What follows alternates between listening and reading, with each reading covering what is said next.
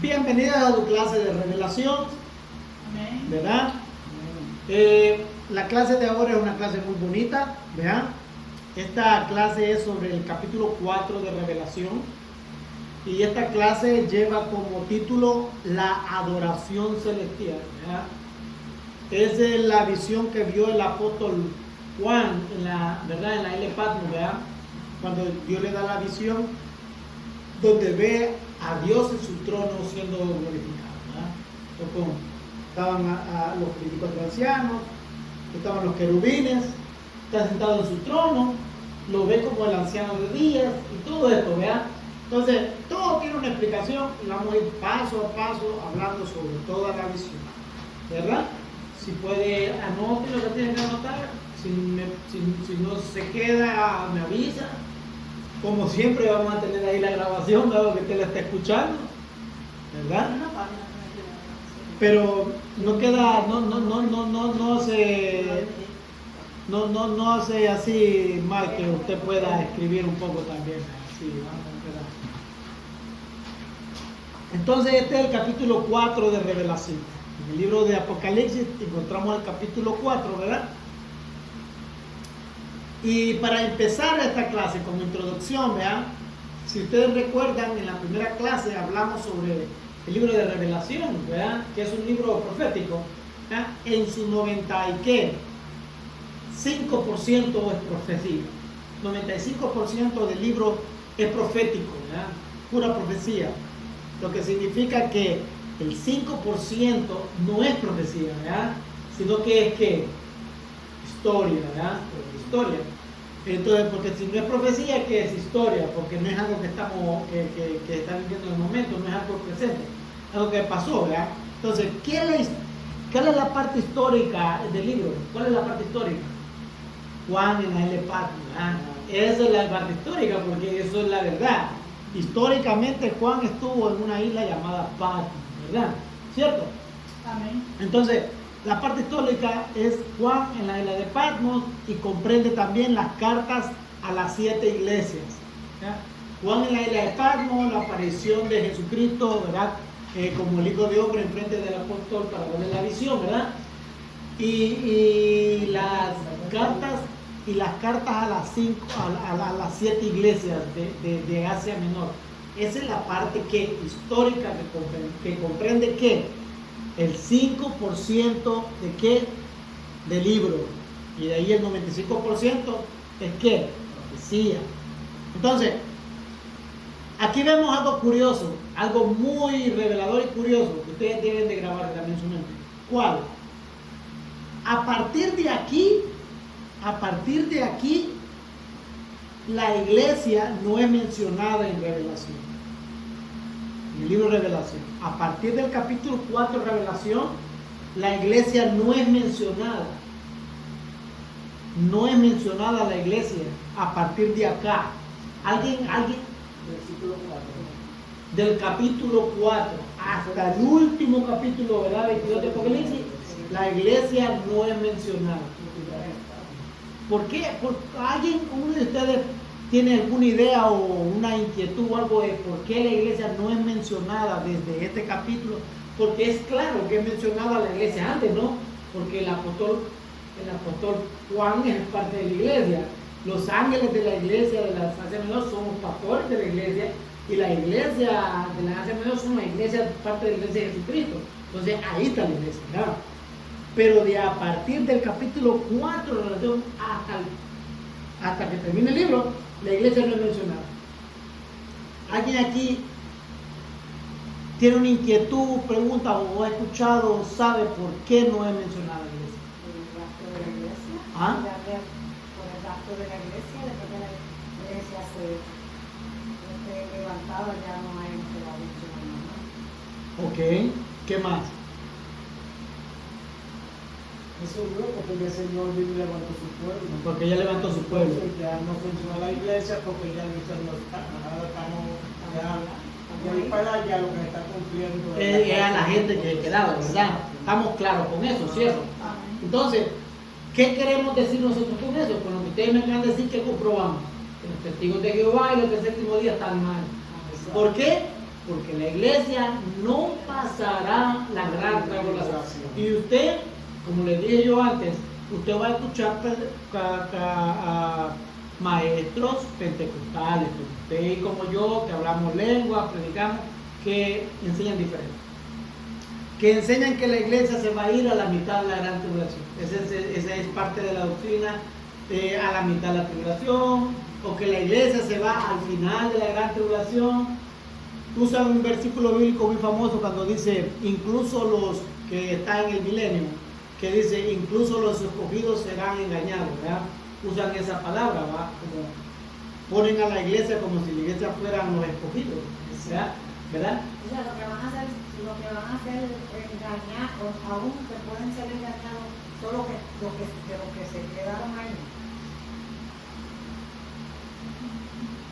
Los que van a ser engañados son los escogidos. ¿Quiénes son los escogidos? Esa es una pregunta que usted tiene que hacerse. ¿Quiénes son los escogidos? ¿Quiénes son? ¿Quiénes son los escogidos? Nosotros. La iglesia de Jesucristo, es que nosotros somos los salvados. Recuerden, somos los salvados. ¿Quiénes son los escogidos? El pueblo de Israel. El pueblo de Israel, el pueblo escogido de Dios. La Biblia es clara y no estamos aumentando la Biblia. Pero ese es un argumento, ¿verdad? En el libro de... Pero ya es para darle un poquito de respuesta a lo que la hermana Milagro dijo, ¿verdad? Entonces, ¿qué pasa? Estamos claros, la iglesia desaparece del mapa profético, ¿verdad?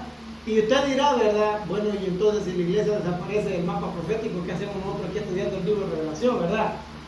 Bueno, se tiene que estudiar por muchas cosas, ¿verdad? Por uno, porque la Biblia es estudia toda entera. Dos, porque nosotros necesitamos hablarle a las personas sobre eso, ¿verdad? Y tres, para no ser engañados. ¿Por qué? Porque los testigos de Jehová aseguran de que la iglesia será raptada a la mitad de la gran tribulación. Eso lo vamos a ver cuando veamos el estudio sobre los 144,000 sellados. Entonces estaríamos como de aquí sirviéndole al Señor. Eso lo veré en la enseñanza sobre lo que enseñan que la iglesia será adaptada a la mitad de la gran tribulación. Eso lo vamos a ver en el estudio de los 144,000. Está la iglesia de los adventistas del séptimo día, donde enseñan que la iglesia será adaptada o será salvada al final de la gran tribulación, en la segunda venida de Jesús. En la segunda. No, entonces por eso estamos aquí, ¿verdad? Por eso estamos aquí, porque nosotros estamos seguros que la iglesia es arrebatada justamente antes de que el hombre de pecado se manifieste. Entonces eso es lo que vamos a ver ahora. Entonces, punto muy importante, ¿verdad? Desde el capítulo 4 hasta el capítulo 22 de Revelación, la iglesia aparece del plano profético, no aparece.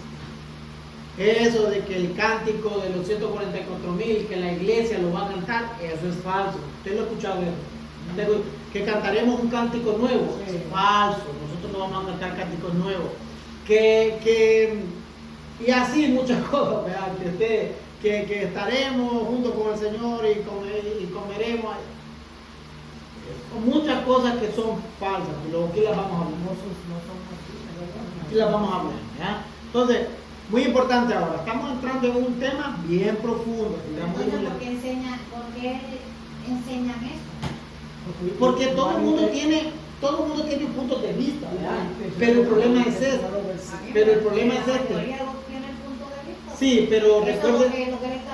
Sí, pero recuérdese algo. ¿Qué fue lo que nosotros hablamos a un principio? La Biblia es que su propio intérprete. Ajá, ve la Biblia. Nosotros enseñamos lo que dice la Biblia. Ahora, si usted trae su punto de vista, es la persona, ¿verdad? Pero la Biblia es su propio intérprete. Usted trae lo que dice la Escritura. Y también hay algunos libros cristianos, ¿verdad? Escritos por personas cristianas, el profesor tiene su punto de vista, van a escribir lo que ellos entienden, los versículos. Que como ellos lo entienden. Exactamente, para que darle más énfasis. Es como atraer más al lector, ¿verdad? Sí. Pero, ¿qué pasa? que ellos hayan escrito libros no significa que estén bien. Exacto. Cuando yo estaba dando clases en el Instituto del Pastor Pagán, ahí dan un libro que la escritura se llama Sunshine. Yo lo tengo todavía, lo voy a tener otra semana. Sunshine se llama la escritora de ese libro. Esa señora es adventista. Ella es adventista. Yo les voy a traer el libro para enseñarles. Si encuentro la parte que yo les quiero enseñar, se la voy a leer también. Ella es adventista. Sunshine se llama la escritora. Ella no es china, por si le suena a chino, pero ella es alemana. Es un libro viejo y lo dan en el concilio de nosotros, ese libro. Ahí el pastor Pagán lo daba. Y yo le dije a él, al pastor, le digo, porque yo leo los libros que voy a dar. Le digo yo, pastor, yo este libro no lo puedo dar. Dice, ¿por qué? Porque este libro está mal. Ella está hablando de algo que no es. Está metiendo la iglesia de Jesucristo en la gran tribulación. No, pero me dice, pero la demás enseñanza es buena. Pero es que no está bien. Yo este libro no lo voy a dar. Y es por eso que yo prefiero el libro de Daniel darlo con la Biblia. Ves que yo no lo hago con la Biblia. Ahora, esto que yo les estoy tocando ahorita está en el libro que ustedes tienen. Pero yo lo traigo así para que ustedes no van a estar leyendo. No van a estar leyendo el libro aquí, ¿va? Entonces, ¿qué pasa? Que una persona escriba un libro no significa que esté bien. Nosotros siempre tenemos que escudriñarlo. Tenemos que escudriñarlo y pasarlo por la Biblia, por la Escritura. Okay. Entonces, ¿cómo estamos? Capítulo 4 de Revelación es el inicio. El capítulo 4 de Revelación es que el inicio de la parte profética del libro. Entonces, desde el capítulo 4 de Revelación inician que el 95% profético del libro. A esto también se le llama el antesala a lo profético, así se llama también. Este capítulo 4 tiene varios títulos que le podemos dar. Uno de ellos es la adoración celestial. El otro es el antesala a lo profético. ¿Vean? La adoración celestial, antesala a lo profético, el inicio a la profecía. ¿Ya? Entonces, dice,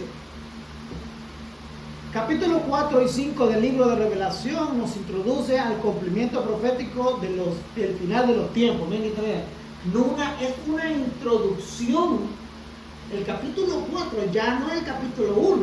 El capítulo 1 es la introducción al libro de Revelación. Cómo nosotros recibimos el libro. Capítulo 1, 2 y 3 se refiere a cómo nosotros recibimos ese libro, cómo lo recibimos el libro. Pero el capítulo 4 y 5 es que es la introducción a la profecía en sí. Dice, a la profecía, o sea, es la introducción al cumplimiento del final de los tiempos. Interesante, ¿no? Dice, pues es el inicio del 95% profético de este libro.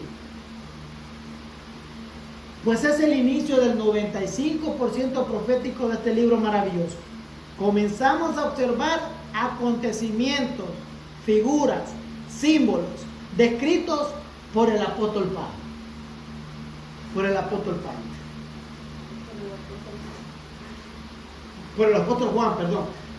apóstol Juan. Ahora, escuchen bien, esto es muy importante que usted lo aprenda. Esto que le voy a decir ahora. Dice, muchos le llaman a estos acontecimientos y a su interpretación como lenguaje juánico. Lenguaje juánico. Dice, muchos llaman a estos acontecimientos y a su interpretación como lenguaje juánico. Ahora déme darle un poquito una explicación poca por qué se le llama lenguaje juánico. ¿Ok? ¿Qué pasa? En este tiempo del apóstol, cuando el apóstol tuvo esta revelación, había una cultura, la cultura que se vivía en ese tiempo era la cultura greco-romana. greco-romanos, o sea que los que no eran cristianos eran greco-romanos. Ellos servían a la diosa Artemisa, servían al dios Osiris, o servían al dios Apolo, al dios Zeus, ¿verdad? Tenían una religión que es parte del panteón griego y greco-romano, lo que se llama greco-romano. Ellos servían otras religiones, ¿verdad? Que tenían estos diferentes dioses, ¿verdad? Entonces, en esta cultura, ellos hablaban un lenguaje, ¿verdad? Vaya, por ejemplo, usted pensaría, ¿verdad?, de que el apóstol Juan hablaba el lenguaje hebreo, ¿verdad?, del mismo hebreo que hablan ahora los judíos que nosotros conocemos, pero no es así. El lenguaje viene cambiando según van cambiando los tiempos, va cambiando va pasando los años, el lenguaje va cambiando, si ustedes no se han dado cuenta. Por ejemplo, les voy a dar un ejemplo claro que ha pasado en nuestra era.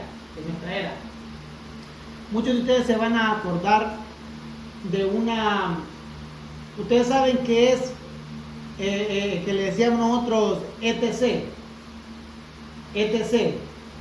Cuando uno escribía y quería poner puntos suspensivos, usted ponía etc, ¿verdad? Etcétera. Pero ya no se usa el etcétera. ¿Qué se usa ahora? Puntos suspensivos, ¿verdad? ¿Cierto? Usted no va a encontrar en los escritos gente que hoy en día usted no va a encontrar el etcétera. Nosotros lo usamos porque nosotros nos acostumbramos. Pero los nuevos muchachos no escriben etcétera. No escriben el punto suspensivo. Eso me lo enseñaron a mí en la escuela, que ya no existía. Pero eso cuando estaba ahí, me acuerdo que la maestra nos dijo, la gente lo usa, pero los nuevos estudiantes no lo usan porque no existe en el español, no en el inglés. En el inglés todavía existe el etcétera. Había otra letra en el abecedario español que era la ñ. ¿Se acuerdan de la ñ? La ñ. La ñ la quitaron. Existen palabras con la ñ, como español, como niño, pero esa ñ no existe. Había otra letra que era la ñ. La ñ, que tenía unos puntos arriba, ¿verdad? Había otra letra que era la L, que era la doble, ahora es la doble L, para que usted me dice L, dice doble L. Había otra letra que era la Che, ¿te acuerdas? La Che, que era la C y la H, ¿verdad? Eso la quitaron, entonces se está distorsionando el idioma. Cambiado, el idioma ha cambiado. Y así muchas cosas. Hay palabras que ya no se usan y que antes se usaban, que nosotros tal vez todavía las usamos, ¿verdad? Porque nos acostumbramos a hablarlas sin saberlo, pero la gente de ahora ya no las usa, porque ya son palabras. O por ejemplo, usted conoce una página de internet que se llama Google. Google, ok. ¿Qué es Google?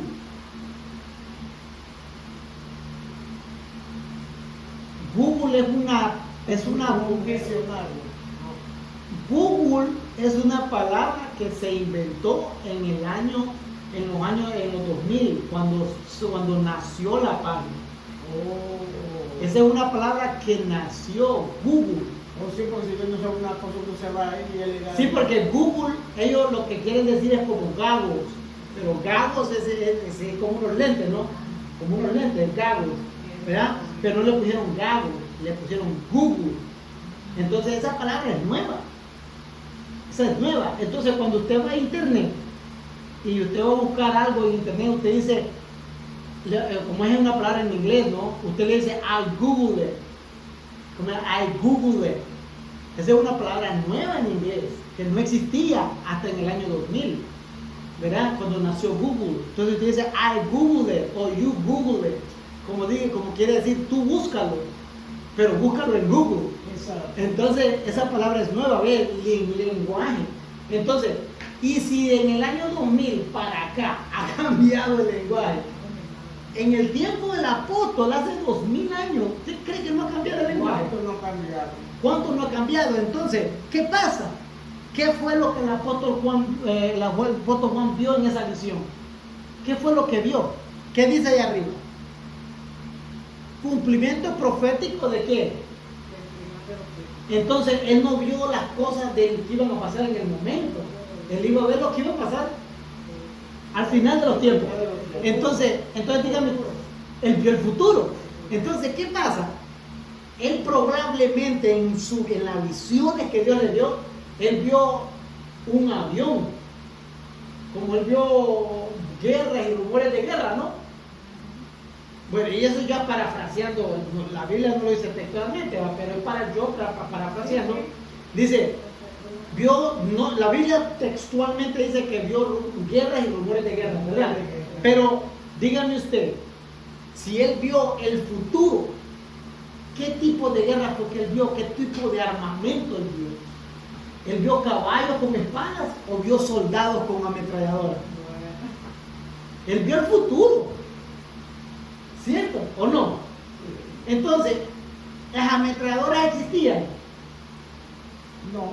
Entonces, ¿qué nombre le va a dar el hombre a esa ametralladora? Entonces, ¿qué pasa? Él vio un lapicero como este, ¿verdad? Y él no sabe que era porque ellos escribían con plumas. Él no vio una pluma, él vio un lapicero. Entonces, ¿él qué vio? Esto ya yo hablando, él dijo, vi un trozo de madera para escribir. Eso fue como él lo vio. O yo vi un objeto para que escribía. Imagínense, porque incluso usted pone una pantalla y comienza a escribir así desde acá y usted ve las letras allá, la gente, imagínense, solo pónganse a pensar. El apóstol Juan vio a una persona escribiendo en una computadora en un proyector. Yo me pongo a escribir acá y las letras aparecen ahí. ¿Verdad? El apóstol Juan vio eso y dice, vi cómo las letras aparecían en la pared. Eso fue el nivel también. ¿Ah? El nivel de Nabucodonosor. Exactamente, pero claro, digamos, ese es un buen ejemplo. Pero ese es un ejemplo que les estoy dando, ¿verdad? ¿Cómo el apóstol Juan, si él no sabe que es una computadora, no sabe que es un proyector, cómo él va a ver, cómo él va a decir? Por eso se llama lenguaje juánico. Juánico viene de Juan. Es Juan explicando cómo él vio la cosa. ¿Me entiendes? Cómo él vio la visión. Porque él vio cosas que no existían en el tiempo de él. Entonces él vio, por ejemplo, una ave tirando bomba, un avión, ¿no? Tirando bomba. Entonces vi una ave voladora lanzando fuego, como un dragón. Pero no era un dragón, era una nave, era un helicóptero, lo que sea. Entonces, esta es la manera como él lo vio. Entonces, por eso se llama lenguaje juánico. ¿Me entiendes? Como él vio la visión, como él la explicó, como él explica la visión. Pero ese es un ejemplo que le estoy dando, ¿verdad? Se llama lenguaje juánico. Al libro de Revelación se le llama lenguaje juánico. ¿Qué significa? Es una explicación de Juan, del apóstol Juan, de cómo él vio las cosas. ¿Me entienden? ¿Sí me entienden? Es como él vio las cosas, como digamos hermana Fanny, el lenguaje de la hermana Fanny. Usted me puede explicar algo de su país, yo nunca lo he visto en mi vida, usted me explica cómo es, más o menos. Entonces yo lo voy a entender de la manera como usted me lo explica. ¿Ve? Entonces ese es el lenguaje de como ella lo ve. Entonces así se llama. Entonces el libro de Revelación está escrito en un lenguaje juánico. ¿Ya? En un lenguaje juánico. Primera vez que oímos eso, yo nunca había escuchado eso. Hay que por eso es que estamos estudiando este tercer año, hermano. Este tercer año. Se habla del apocalipsis y toda esa cuestión. No, pero es que pues recuerden que esto es ya algo más profundo. Es que nosotros estamos. Y esto es Revelación 1. Y es Revelación 2 es más profundo. Pero esto es lo más principal. Porque esta es la llave para que ustedes sigan aprendiendo más. Entonces, dice, muchos le llaman a estos acontecimientos y a su interpretación como lenguaje juánico. Es de la manera como Juan Porque ¿quién fue el que estaba viendo la visión? Digo, yo, Juan, ¿verdad? Entonces es como él la vio. Dice, yo Juan estaba en el espíritu. O sea que a él no se lo contaron. Yo no estaba caminando tampoco. A él no se lo, Estaba con- pasando. a él no se lo contaron. Él lo vio Yo así. vivió. Él lo vio así y él lo explicó como él lo vio. Yo lo vi. ¿Me entiendes? Él lo explicó como él lo vio. That's it. Si él vio un avión y dijo que ese era un dragón, eso es lo que era. ¿Me entiendes? Él le va a decir que es un dragón. Para usted y yo vamos a entender de que pues en nuestro tiempo no es dragones, sino que son aviones que tiran balas, ¿no? ¿No es cierto? Ahora, eso es como explicando más o menos por qué se le llama lenguaje de Juan. Dice, pues el apóstol Juan, que vio y describió todas las cosas que van a acontecer dichas por medio del ángel que le hablaba. El relato de la foto, Juan, es claro. Cuando dice que ve una puerta abierta y la voz del que hablaba como de trompeta. Dice, el relato de la foto, Juan, es claro cuando dice que ve una puerta abierta y la voz del que le habla como voz de trompeta. Ya que la foto estaba en aquella visión en la isla de Patmos, ¿verdad? Que dice que vio una puerta abierta, ¿verdad? Es decir, pero no la vio en la tierra, no lo vio en lo terrenal, lo vio en lo espiritual. Vio una puerta, o sea que vio, cuando dice que vio una puerta, ¿verdad? No es que ve una puerta. No significa no necesariamente. Cuando dice vi una puerta, no necesariamente es que vio una puerta, sino que vio cómo, no es que vio una puerta, sino que vio el futuro. Eso es lo que él quiere decir. Vi una puerta abierta, o sea, vi el futuro enfrente de mis ojos, cómo se abrió, cómo se abrió el futuro enfrente de mis ojos. Eso es lo que él quiere decir. Ok. ¿Estamos bien hasta ahora? ¿Algo que quieran comentar? Sí, muy bien. ¿Estamos bien? ¿Entendimos por qué le dicen lenguaje juánico? Es lenguaje juánico. Algunos le llaman lenguaje juanino. Pero ya es trayendo más el personaje, ¿va? Pero en realidad se le llama lenguaje juánico. ¿Qué dice ahora? La quíntuple visión. Este es otro título que le da esta visión. Otro título.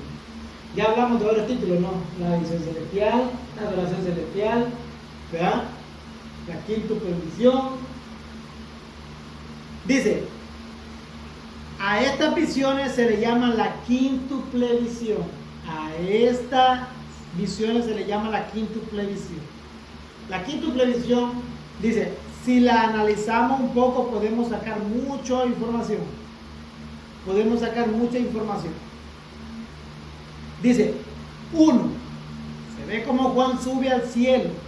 El arrebatamiento de Juan, podemos observar un tipo del levantamiento de la iglesia.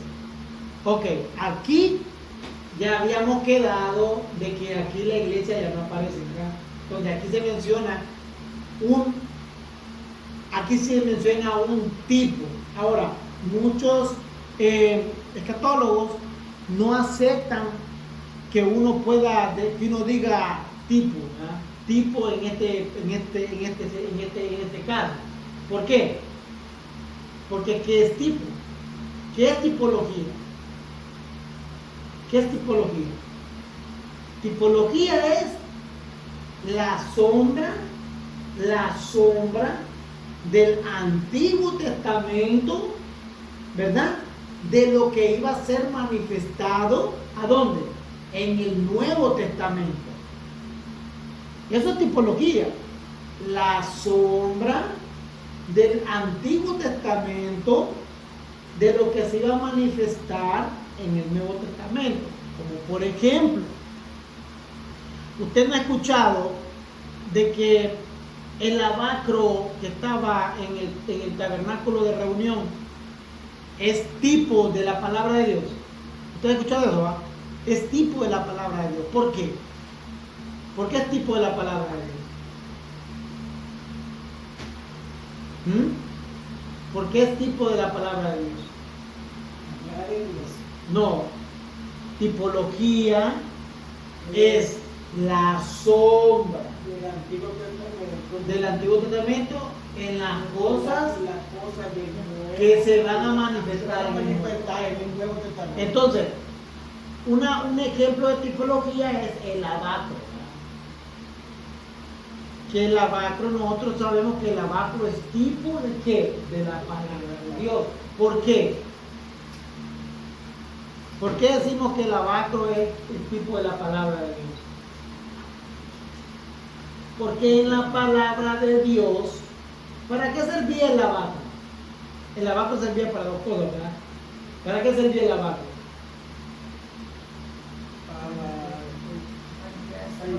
Ahí se lavaban las manos, ¿quién? Los grandes sacerdotes. ¿Y qué más hacía en el lavabo? Se veía también, era como un espejo. Se veía que se reflejaba Entonces, ¿qué es la palabra de Dios? el reflejo. En la palabra de Dios usted se limpia, porque en medio de la palabra usted se limpia. Pero también usted se ve a sí mismo, eso es espejo. Usted por la palabra de Dios usted se ve a sí mismo, aquí usted se revela mismo. Entonces, esa es tipología. Entonces, por eso muchos teólogos no aceptan decir que el arrebatamiento del apóstol Juan, o sea, cuando Dios le llama al apóstol Juan y le dice, sube acá y te mostraré las cosas que van a hacer después de esta. Vean, muchos escatólogos dicen que esto es un tipo del arrebatamiento de la iglesia. Pero la gente dice, pero ¿cómo va a ser un tipo? Si tipología es en la sombra del Antiguo Testamento manifestada en el Nuevo. Y esto es Nuevo Testamento. Entonces no encaja, ¿verdad? Entonces se puede decir que esto es una tipología profética. Tipología profética. ¿Por qué? Porque estamos nosotros profetizando algo que va a acontecer a la iglesia de Jesucristo, que le aconteció a Juan aquí en la visión. Entonces, si decimos que son cosas de tipología, algo que va a suceder y se va a manifestar en el Nuevo Testamento, esto sería una tipología de la iglesia. ¿Por qué? Porque esto le aconteció al apóstol Juan, pero le va a acontecer a la iglesia el día del arrebatamiento. ¿Estamos bien? Ok. Dice, esa voz que escuchó Juan en esa visión será similar a lo que la iglesia escuchará el día del arrebatamiento de la iglesia. Porque decimos que es un tipo de arrebatamiento de la iglesia. ¿Ya? Pues, un tipo es la sombra de lo que aconteció en el Antiguo Testamento reflejado en el Nuevo. En ese caso, como es profecía del final de los tiempos, le llamamos tipo a lo que pasó con Juan, porque es la sombra. ¿Ya?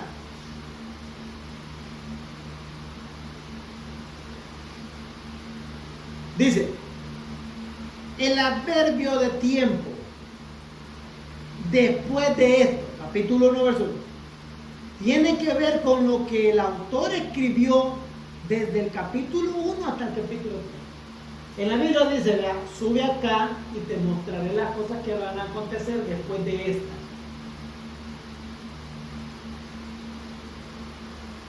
Dice, vamos a dejar claro qué es esta profecía pura para el final de los tiempos. Y solo podemos especular lo que el apóstol Juan quiso dar a entender. Pero ¿por qué dice, te mostraré las cosas que van a acontecer después de estas? ¿Después de cuáles? Tengo una pregunta que te tiene que hacer. Las cosas que van a acontecer después de estas, pero ¿después de cuáles? Dice, después de estas. ¿Después de cuáles? Después del rapto. ¿Ah? Después del rapto. Después del rapto, ¿qué más? Después de eso, de que viene su iglesia. En realidad no después del rapto, porque aquí el rapto no ha acontecido todavía. No. Dice, las cosas que van a acontecer después de estas. Las cosas que van a acontecer después de estas. De estas cosas que vivió el apóstol Juan. del capítulo 1 al capítulo 3. Todo lo que el apóstol vivió del capítulo 1 al capítulo 3, a eso se refiere cuando dice, mostraré las cosas que sucederán después de estas. ¿Después de cuáles? De las cosas que el apóstol vivió del capítulo 1 al capítulo 3. La cárcel en Patmos, la revelación en la isla de Patmos y las cartas a las 7 iglesias del Asia Menor. ¿Ok? A ver, ¿cómo estamos hasta ahora? Un comentario, por favor. Traten ahí algo que han escuchado, y quiero escucharlo de ustedes. No, parece la verdad, un periodista, que esto es un libro profundo. Nunca lo investigamos y explicamos de esto. Ahora no estamos limitando, estamos entendiendo. Ya estamos comprendiendo de por qué, al menos yo, cuando Dios le da una profecía, no le pone el tiempo, sino que pone un futuro. Cuando no lo esperamos, Dios no contesta esa profecía. Porque nunca podemos, si Dios da una cosa hoy, si no es lo que va a pasar hoy. Dios se le está mostrando para que nuestra fe se aferre más a Dios y creamos que para Dios nada es imposible y que todo tiene su tiempo. Porque fue lo mismo que hizo el apóstol Juan. Él lo instruyó, los preparó en el Espíritu, porque el Señor sabía que ese era un libro muy fuerte para una mente humana. Por eso que el apóstol, el siervo Juan siempre dice, estaba en el Espíritu. Porque carnalmente no iba a poder recibir ni apreciar eso que Dios iba a mostrar para un futuro después de lo que él vivió en la isla de Patmos. Ustedes más allá de un futuro más extenso, más profundo, que a tener el espíritu de que lo puede entender. Por eso es decir, cuando tenemos una profecía, un sueño profético, primero orar al Señor y no comentarlo hasta ni con mucho cristiano, porque muchas veces no están en el espíritu, van a entender lo que Dios le mostró a usted. Porque, por ejemplo, yo tengo una profecía hace como 8 años, aún no se ha cumplido. Si yo lo hubiese hablado, yo quizá pongo a Dios como un vergüenza, porque yo diría, pero si no se cumple, tú se puede ver. Porque pasa que en cuanto a la profecía, yo quiero hablar un poco en cuanto a la profecía. Hay 3 tipos de profecía. 3 tipos. La profecía bíblica. La profecía bíblica. ¿Cuál es la profecía bíblica? Esto que estamos viendo. No es algo que alguien se inventó. Exacto. Está escrita en la Biblia. Nosotros la leemos y la estudiamos así como está en la Biblia. Esa es la profecía bíblica. Y usted nos puede decir, ¿cómo es posible? El apóstol Juan vio eso. Porque puede decir, va, hay gente que no le va a creer. Como que dice, ¿cómo el apóstol Juan vio eso? Incluso en la introducción de revelación nosotros aprendimos, ¿no? De que había gente en el tiempo de Juan, después de la muerte del apóstol Juan, que no creían que él había tenido la revelación. Nosotros vimos ese estudio acá, ¿verdad? Sino que fue hasta los padres de la iglesia primitiva al principio del 2.º siglo que dijeron, no, sí fue el apóstol, y comenzaron a buscar a todos los discípulos, personas que habían vivido con el apóstol, y dieron fe, y dijeron, no, él fue, ¿verdad? Pero hay gente que no creía que el apóstol había dicho todo esto. Y como dice la hermana, a veces la gente tiene visiones y la gente no le cree. Vea, imagínense, Juan vio eso amante hace como 2000 años y todavía no ha pasado nada. Pero eso es profecía. Mucha gente profetiza lo que ya está ahí escrito. Profecía, es que eso sí está bien. Nosotros estamos profetizando. Al estudiar esto, lo que está escrito, usted está profetizando y usted está bien. ¿Me entiende? Usted puede usar la Biblia, porque eso parece la Biblia. Usted puede usar la Biblia para profetizarle a alguien. ¿Me entiende? Usted le quiere profetizar bendición a una persona, es por medio de la Biblia, no es por medio de la Biblia. Dice la Escritura que si 2 o 3 estén de acuerdo, él llevará al Padre esa petición y el Padre lo cumplirá. Entonces usted se une con otra persona y le profetiza y le dice, vamos a orar por usted para que el Señor haga esto. ¿Me entiende? Y usted está profetizando la Biblia. Eso es profecía. Entonces, esa es la otra profecía. Pero está la profecía bíblica, esta, en la cual usted enseña lo que está en la Biblia, pero porque esto es profecía. Está la profecía que es la profecía espontánea, la iluminación o la revelación de Dios, que tienen algunas personas llamadas con el don de profeta. Vean, todos podemos profetizar, dice el apóstol Pablo que sí, todos podemos profetizar. De la noche a la mañana usted puede profetizar, puede ver una visión y ver al hermano, a la hermana, o Dios hablarle y ya. Esa es profecía. Si Dios le habló y se cumple, vea, eso es profecía. Pero el don del profeta es diferente. El don del profeta es una persona que profetiza sí o sí. Si no profetiza sí o sí, él no es profeta. Porque vaya, un pastor que es un don, ¿verdad? El pastor es un don. Tiene que pastorear sí o sí. Y al pastor lo siguen las ovejas, y el pastor está en el púlpito y le puede decir a uno sin vergüenza, descarado, y usted se aguanta porque es un pastor y no se enoja con él, porque es un pastor, ese es el don de él. ¿Me entiendes? Ese es el don de él. Como el evangelista, cuando el evangelista predica, hay milagros, hay profecía, hay señales, hay gente salvada. Ese es el don del evangelista. Como el maestro tiene un don, que el maestro puede pasar horas, días, años dando la clase y él nunca se va a cansar y la gente va a querer escucharlo porque tiene el don. Entonces, ese es un don, ¿verdad? Igual el don del profeta. Las personas que son profetas, que ahí existen, hoy en día pues no hay mucho, ¿verdad? Porque el don del profeta no es para cualquiera, ¿verdad? El don del profeta es una persona que tiene que estar guardada, cuidada, escondido. El profeta más que todo es enemigo de todo el mundo porque no tiene amigos tampoco. No, ¿me entiendes? El profeta no tiene amigos, no tiene compinche, no tiene mejor panita, no tiene mejor amigo, porque es que el profeta va a decir lo que es. Entonces, este es el profeta, pero ese es el don del profeta. Está la profecía bíblica, que es esta, que es el libro de revelación, y está el don del profeta, la persona a la cual Dios escoge para decir su voluntad en el momento. ¿Ya? Y está el profeta falso, ¿ya? Que le va a venir a hablar tonteras y la gente se la cree, ¿no? Tonteras. Usted viene a profetizarle y en verdad usted se da cuenta que es un sinvergüenza, que él es un vividor, personas que andan. Eso no es un profeta. Pero son 3 tipos de profecía, no se equivoquen. La profecía bíblica es la que nosotros estamos estudiando. Es una profecía que sí o sí va a pasar. Esto no es que usted o yo digamos, es que la Biblia lo dice. Va a pasar porque es la palabra de Dios.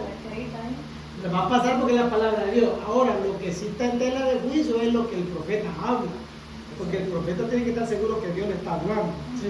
Entonces, allí es.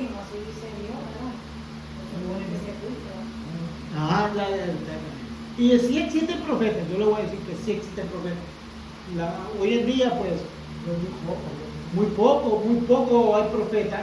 Hoy en día la gente, es que verdaderamente Dios no va a usar un vaso sucio, verdaderamente. Y para que una persona se guarde hoy en día, verdaderamente es muy difícil. Pueden tener el don. Hay una contradicción, porque se dice, ¿verdad? Dios no usa un vaso sucio. Sí.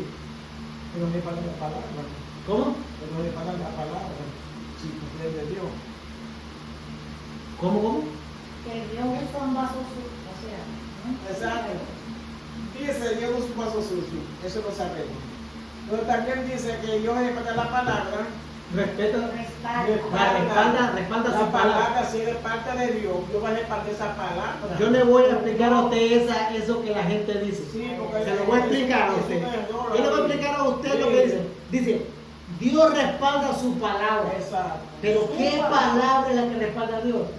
¿Y cuál es la palabra de Dios? La Biblia. La Biblia. Eso creo que se Es la Biblia la que Dios respalda. La palabra es la Biblia. Ahora, un profeta que quiera pasar de listo y le quiera profetizar a usted dice, Dios respalda su palabra. Pero ¿cuál palabra? ¿La de él o la Biblia? No, la Biblia. Dios respalda la Biblia. Entonces, Dios no está usando a esa persona. Viene un borracho, como la gente dice, un borracho, Dios puede usar a un borracho. Dios no está usando al borracho, está usando su palabra. ¿Entiendes? Porque Dios no usa, mire, si Dios va a usar a un borracho para que se convierta en 1000 personas, yo no predico entonces, porque verdaderamente, ¿para qué uno va a ser cristiano guardando de código y todo eso que Dios va a usar a cualquiera? Eso es un error. Pero Eso es un error. Hay es donde se dice que cuando usted no está bien delante de Dios, hasta las piedras le hablan. Eso es lo que yo diría. Esa gente que no son cristianos, porque yo he oído personas que son cristianas hablándole, corrigiendo a un cristiano. Pero imagínate, Y fue delante de mí. pero de Dios dice que está corrigiendo a un cristiano. Entonces, le está corrigiendo a un cristiano. Entonces, ese no es cristiano. Eso es lo que le digo. Entonces, son dos descargados peleando en la calle. Sí, porque ese que tú sabes que No, sí, vean. No, es que lo que le decía a la otra persona que ella es católica, por eso no es que sea católica. Ah, Lo que le decía es de empezar la Biblia porque fue delante de mí. Yo no me contesté, da vergüenza que esa señora te diga a ti que tú estás mal lo que estás haciendo. Cuando tú debes de ser la luz de esa persona. entonces, ahí entre esto, ¿verdad? ¿Ella usó la Biblia o ella usó sus palabras? No, ella decía palabras bíblicas. Pero usó la Biblia. No tenía la Biblia en la mano. A ver, pero si gente que aconseja, están los psicólogos también que aconsejan. ¿Me entiendes? Acuérdense, el discernimiento de espíritu es discernir si algo es de Dios o no es de Dios. No es saber lo bueno y lo malo, es saber si algo es de Dios o no es de Dios. Porque esa persona que usted dice, al corregirla a un católico, es decir, bueno, entonces si un católico también me puede corregir y también somos gente de Dios, me voy al catolicismo. ¿Me entiendes? Es como yo lo veo, ¿no? Porque cuando nosotros decimos Dios respalda su palabra, es que Dios respalda la palabra de la Biblia. Sí, eso es lo que yo le decía a esa persona. Tú estás perdiendo tu tiempo, porque con las palabras tú estás mal. Porque tú estás perdida dentro de la misma iglesia, porque tú estás haciendo lo que Dios quiere que tú hagas. Incluso le digo que tú busques la iglesia porque tú no te vas a salvar, porque tú estás mal, porque tú estás en desobediencia. Vaya, para imagínense, vaya, digamos esto. Exactamente. Vaya, digamos esto. Usted escuchó sobre una persona que tuvo un accidente. Era un asesino.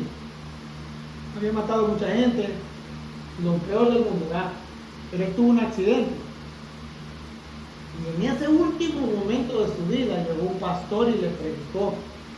Y antes que él expirara, él aceptó a Jesucristo con su boca. ¿Qué pasó en ese momento? Sí, pues la misa se salvó. Se salvó, ¿verdad? ¿De qué se salvó? Entonces, una persona que está luchando en la iglesia, ¿usted cree que está perdiendo el tiempo?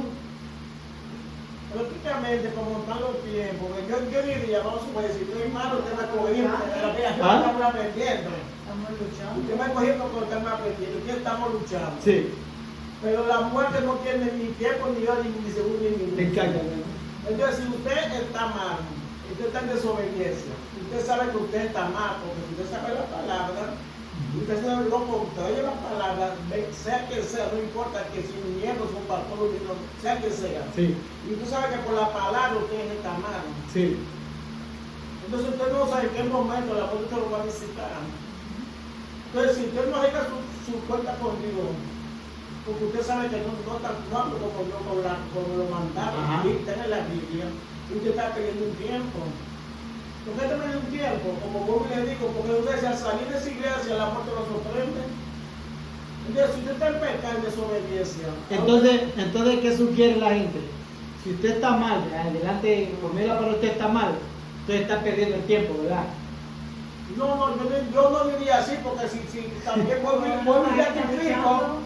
rectifico, Ajá. si está en la iglesia en un momento puede tener una convicción, puede arrepentirse. Ahí Exactamente, Porque exactamente. hay los caminos, Entonces hay no está los perdiendo, entonces no pierde el tiempo. No, está ahí oyendo. Porque vaya, por ejemplo, Está luchando. Sí, está luchando. pero por ejemplo, ¿verdad? Se puede decir, tú estás perdiendo el tiempo, mejor ya arréglate, va. Esa es parte de la exhortación. Sí, eso está. Y esa persona en un momento así, como, ¿verdad? Te estoy perdiendo el tiempo, que este tiempo que yo he estado aquí, mejor puedo hacer algo bueno. Entonces, pero si en ese momento te dice, pero tú estás perdiendo el tiempo, ya ni vayas a la iglesia, de carrilla. Esa es mi mano. Ya solo va a perder el tiempo, sino que se va a caer, a perder de a todo. Hay muchas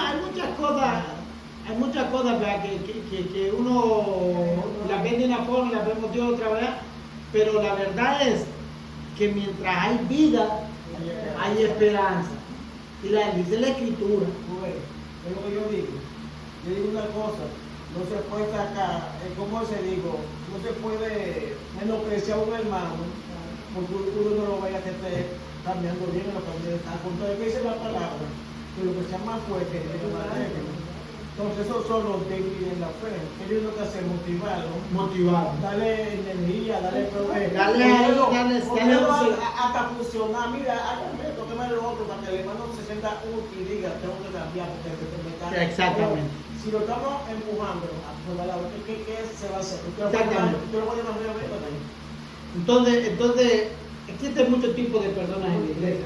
Entonces, verdaderamente, en un momento dado, vea, va a pasar algo con esa persona. Usted y Dios no saben. Así es. Algo va a pasar con esa persona. ¿Va a salvar o no va a salvar? Dios lo sabe. Nosotros no podemos ni jugarlo ni empujarlo. Porque imagínese una persona que le diga a usted que sea de la calle, mundano, o pecador, un católico es un pecador, como quiera que lo vea. Sí. Y es un pecador. Y le dice, pero tú estás perdiendo el tiempo ahí, bajo la Biblia tú estás perdiendo el tiempo. ¿Qué estás haciendo en la iglesia? Estás perdiendo el tiempo. Ese es el mismo diablo. Yo soy enemigo, ¿sabes? Ese es Satanás. Ese es Satanás. ¿Cómo sacarlo de la iglesia? Ese es Satanás hablando por medio de la persona. Hermano, yo siempre digo que Satanás sabe el plan de Dios hacia un hermano que usted lo vea mal en la iglesia. Dios sabe por qué está ahí y Dios sabe lo que está haciendo. Y en el momento de Dios, ese hermano se va a humillar y va por su ministerio que Dios le tiene, porque Satanás sabe cuando el ministerio bueno. Él no quiere que usted ejerce el ministerio. Porque sabe que usted tiene usted es allá, usted tiene cómo llegarse a la persona, cómo hacer que ese ministerio. Entonces a él no le agrada eso, porque sabe que él va a estar perdiendo ahí. Ahora, si volvemos al tema, Dios respalda su palabra. Dios puede, escuche bien, traer a un católico, uno que sea, y decir un capítulo de la Biblia que le va a enorgullecer a usted. Él tal vez ni sabe lo que está diciendo, pero la Biblia tiene, la palabra de Dios tiene vida propia, porque es espíritu. La palabra de Dios tiene vida propia, no fue la persona, fue la palabra de Dios que tiene vida propia porque Dios respalda su palabra. Esa es la verdad. Dios respalda su palabra. Pero que la gente diga, no, pero ese es borracho, ¿y cómo predica? No predica. Dios no llamó borracho a predicar, Dios llamó a gente santa. La predicación de la palabra es mire, una vez un señor, un muchacho que está de carrera ahorita, me dice a mí, oiga lo que me dice, Dios anda buscando un hombre que predique su palabra. Y le digo yo que eso no sé, le digo yo, ¿por qué? Le digo, porque predicadores hay muchos, montones. Le digo, yo no ando buscando un hombre que predique su palabra. Dios anda buscando hombres y mujeres que vivan su palabra. Y por medio de esa vivencia espiritual usted va a dar testimonio, va a predicar. y la va a impartir. Eso es la verdad. Porque hay predicadores, hay muchísimos predicadores. No están viviendo la palabra. Predicadores que le leen la Biblia, le predican la Biblia, le hablan bonito, pero ellos no la viven. No la están viviendo. Entonces, ¿Dios respalda tu palabra? Claro que sí, porque la palabra tiene vida propia. Pero Dios respalda a esa persona, porque esa persona no es espiritual. ¿Ok? Dice, algunos teólogos tienen que la revelación del Apocalipsis le fue dada en etapa, vamos del principio, ¿no? En la pérdida de tiempo después de esto, hoy ya lo hablamos eso. Vamos a dejar claro que esta profecía es para el final de los tiempos y solo podemos especular lo que el apóstol Juan quiso dar a entender, o en el lenguaje juánico. Algunos teólogos sostienen que la revelación del Apocalipsis le fue dada en etapas al apóstol Juan. También algunos teólogos sostienen que fue paulatinamente. El hecho es que cuando el apóstol dice después de esto, nos da a entender que algo había sido revelado antes. Algunos enseñan, algunos maestros enseñan que esta revelación no le fue dada a Juan de decir, de que comenzó a ver y hasta que terminó de ver lo último. ¿Verdad? Algunos piensan de que esta revelación le fue dada pausadamente o paulatinamente, ¿verdad? Como digamos, un día le dio un poquito, otro día otro poquito, otro día otro poquito. Nosotros no sabemos porque a eso no lo especifica el apóstol Juan, ¿verdad? Pero cuando dice las cosas que acontecerán después de estas, algunos intérpretes dicen, ok, entonces primero le reveló las primeras cosas y después le reveló las otras cosas. Entonces, como dos visiones, tuvo más de dos visiones, muchas visiones. Y después dice, muchos teólogos sostienen que el apóstol Juan tuvo estas visiones en partes y no en una sola visión, puesto que la visión es grande y que el libro él lo escribió en una sola visión, sino que pasaron días, quizás meses de visiones, transmisión para ponerlo todo en un libro. Y por eso usa la palabra después de esto. La gente dice, cuando dice después de estas, la gente dice, bueno, entonces no pasó una solo de un golpe. Él no vio la visión de un golpe, sino lo vio paulatinamente, día tras día. Un día vio una cosa, un día vio otra y así. Otros sostienen que lo vio todo así, como entró en la visión y vio todo. Entonces, por eso está dividido este pensamiento, ¿verdad? Pero eso, en esa interpretación o ese punto de vista ya no es algo que es algo discutible ya, ¿no? Es algo que puede entrar uno en interpretación ya personal, como que dice, bueno, yo creo, como usted me dice, mira, bueno, pues que verdaderamente la visión fue grande y para que ella lo haya tenido en un día es bastante, ¿verdad? Pero usted me puede decir, hermana Raya puede decir, no, pero ¿por qué no? Yo le pude dar la visión en un solo día. Y le dio la fuerza al apóstol Juan para que él pueda. Él dice que estaba en el espíritu. Ajá, pero eso ya es una interpretación, ya es como ustedes ya queriéndole dar una interpretación a ese acontecimiento que no está mal. Porque para eso estamos estudiando. Para eso usted estudia el libro de Revelación. Para dar una especulación. Como que dice, bueno, yo creo que el apóstol no lo vio en un solo, de una vez. Y la otra dice, bueno, yo creo que sí. O la pudo haber visto en dos partes. No, quizás vio una visión, otro día otra visión y él se fue escribiendo, ¿va? Pudo haber sido. O pudo como no pudo haber sido. Entonces, esta expresión que dice, la cosa que te mostraré después de esta, da la pauta. Da la pauta para decir, espérate, como que iba más despacio, ¿no? Como espérate. Dice, las cosas que te mostraré después de esta, ¿después de cuáles? De las cosas que te mostré antes. ¿Verdad? Da la pauta para decir, después de esta, las cosas que te mostré antes. Entonces él tuvo una visión antes, Ah, ¿verdad? Él tuvo una visión antes y ahora está teniendo otra visión. Da la pauta. Ahora, no estamos diciendo que eso aconteció porque en realidad el apóstol no lo dice, pero da el chance para poder especular y decir, pudo haber sido así o no pudo haber sido así. Esa es la parte del libro de que ¿qué fue porque hubo un antes? hay un chance para decirlo, porque hay un chance. Puede ser que de los versículos del 1 al 3, esa visión que tuvo, esa época de que está hablando. Del 1 al 3, puede que lo tuvo. Puede ser que la tuvo.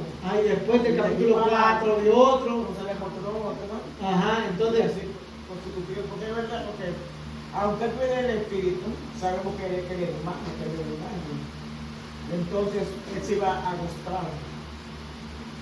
Y es que todos los Iba a profetas. mostrar, iba a ser demasiado fuerte para Y es que todos los profetas, desde cuenta que todos los profetas en el Antiguo Testamento fueron momentos que estuvieron profecías, no tuvieron todas las profecías de un solo golpe. no, un momento.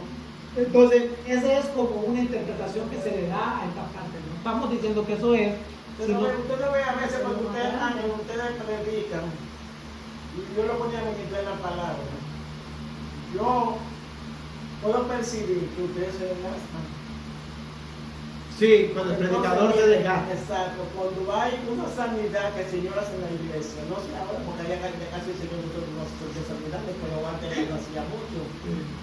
Esos varones quedaban agustados, porque si te tenían era una lucha interna, no estaban reprendiendo, liberando a un hermano o a X persona.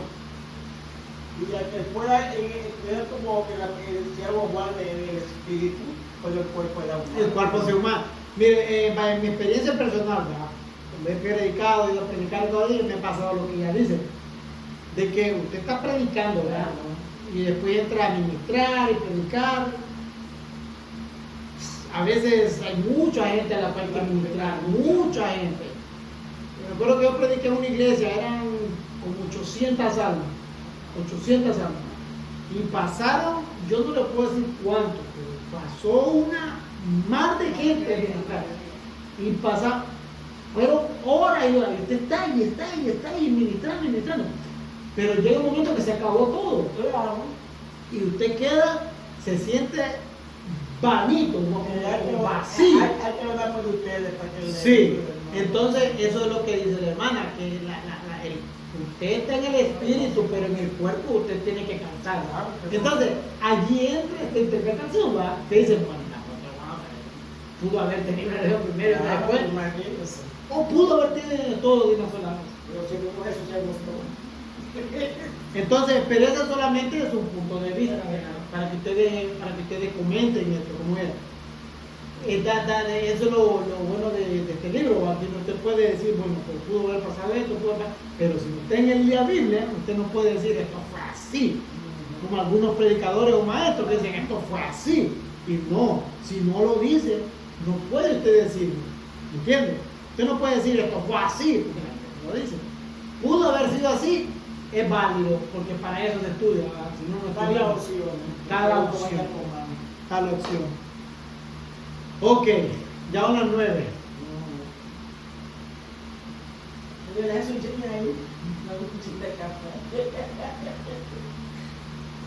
Ay, no se me olvida. ¿Ah?